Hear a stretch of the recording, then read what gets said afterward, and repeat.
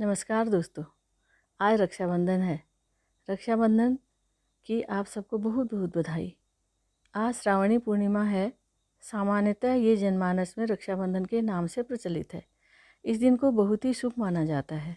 सनातन धर्म की परंपरा के अनुसार हिंदुओं के वर्ष भर में 4 प्रमुख त्यौहार होते हैं, जिसमें श्रावणी पूर्णिमा का त्यौहार प्रमुख है। इसे जनेऊ पूर्णिमा भी कहा जाता है, क्योंकि इस दिन प्राचीन काल से ही हमारे ऋषि मुनि ब्राह्मण आदि जो भी लोग जनेऊ धारण करते हैं, वे मन वचन और कर्म की पवित्रता का संकल्प लेकर पुरानी धारण की हुई जनेऊ को बदलकर नई जनेऊ धारण करते हैं। जनेऊ धारण करने की परंपरा बहुत ही उच्च कोटि की होती है। जनेऊ को यज्ञोपवीत भी कहा जाता है। जनेऊ बनाने के भी नियम व विधान होते हैं। तकली की सहायता से रुई से सूत काटकर जनेऊ तैयार की जाती है। ये प्राचीन परंपरा है कि जब तक एक जनेऊ तैयार की जाती है, तब तक जनेऊ बनाने वाले उपवास पर रहेंगे, क्योंकि जनेऊ बहुत ही पवित्र मानी जाती है। जनेऊ पहनने के भी अपने नियम विधि विधान होते हैं।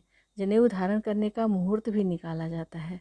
इस दिन सभी जनेऊधारी समूह में नदी, तालाब या सरोवर के पास जाकर मंत्रोच्चार के साथ स्नान, ध्यान, ऋषि तर्पण, पितृ तर्पण, हवन आदि अनुष्ठान करते हैं, तब जनेऊ धारण करते हैं। इस दिन पंडित जी अपने जजमान की मंगल कामना व सुरक्षा की भावना से उनके हाथों में रक्षा सूत्र बांधते हैं। इसे ही अब रक्षाबंधन का नाम दिया गया है। कहा जाता है कि रक्षा सूत्र से ब्रह्मा, विष्णु, महादेव, सरस्वती, लक्ष्मी और पार्वती जी प्रसन्न होते हैं। रक्षाबंधन के बारे में प्राचीन मान्यता है कि देव दानव युद्ध में जब देवता बलहीन हो गए थे, तो वे सहायता हेतु इंद्रलोक में इंद्र देव के पास गए, तो वहाँ पर देवी इंद्राणी सची देवी को देवताओं पर दया आ गई।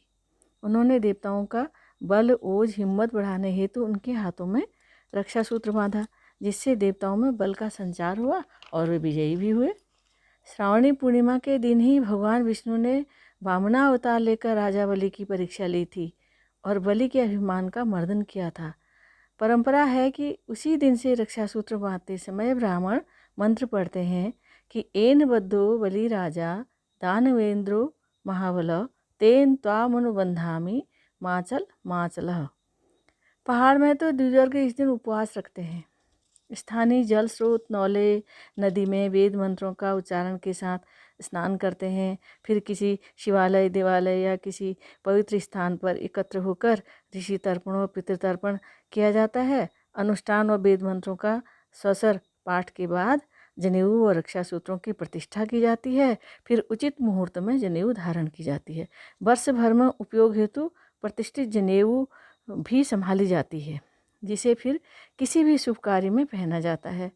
फिर पंडित, पुरोहित व गुरु और परिवार के लोगों के द्वारा सब के हाथों में कलावा बांधा जाता है। पंडित जी ही पहले समय में घर घर जाकर रक्षा सूत्र बांधते थे। हमें याद है, जब हम छोटे थे, हमारे घर पर पंडित जी मुहूर्त के हिसाब से ही पधारते थे। यानी कभी कभी इस दिन भद्रा होती है। भद्रा के समय रक्षाबंधन शुभ नहीं माना जाता, तो मुहूर्त कभी सुबह, कभी दिन या कभी शाम का होता है, कभी बीच के समय का भी होता है।